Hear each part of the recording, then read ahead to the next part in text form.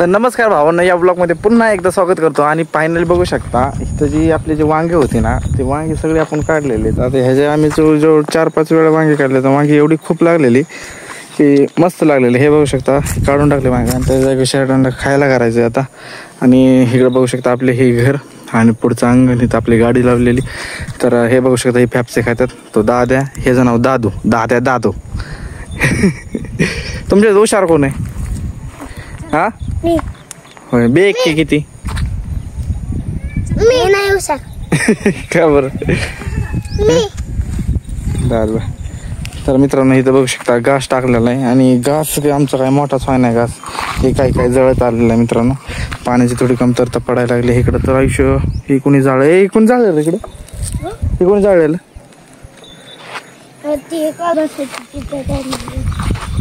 अरे यार हे सगळं जळालं ना.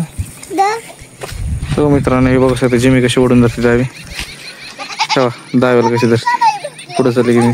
टॉमी खूप आजारी, आता तो पण तिच्या संगच असायचा मित्रांनो. आता त्याची काही गॅरंटी नाही, पण आता इथं हाय भाऊ चांगली.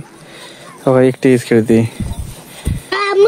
तो कुठं मत होती शी करते ची.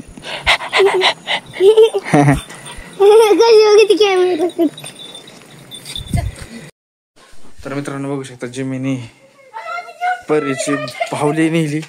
ओय तुझ्या खेळायची, तुझ्यासाठी नाही आणली ती. खिचूदर वड वड वड वड वड वड वड वड वड वड. सगळे विचार करते, करायचं नाही जिमो. तर मित्रांनो बघू शकता हे परीची भावली पळवली. खाली काय दिसलं असलं उचलून नाही ते खेळायला, फाडून तोडून टाकले असतात ते बावली. कोण नसतं बघितलं तर. शेर आहे शेर. कशी चावते मग ऐ अशी चावते जोरात. हे बघू शकता बघा ह्याच्या चेहऱ्यावर बघा कसं दिसतंय. प्लस चिन्ह दिसतंय बघा मित्रांनो, प्लस चिन्ह ह्याच्या तोंडावर. थांब रे, हे बघून दे रे मला तुझं थोबाड नीट. हो इथं स्वयंपाक चालू आहे संध्याकाळचा मित्रांनो. तर आता मला वाटतंय की आता मी जिम चालू करावा मित्रांनो.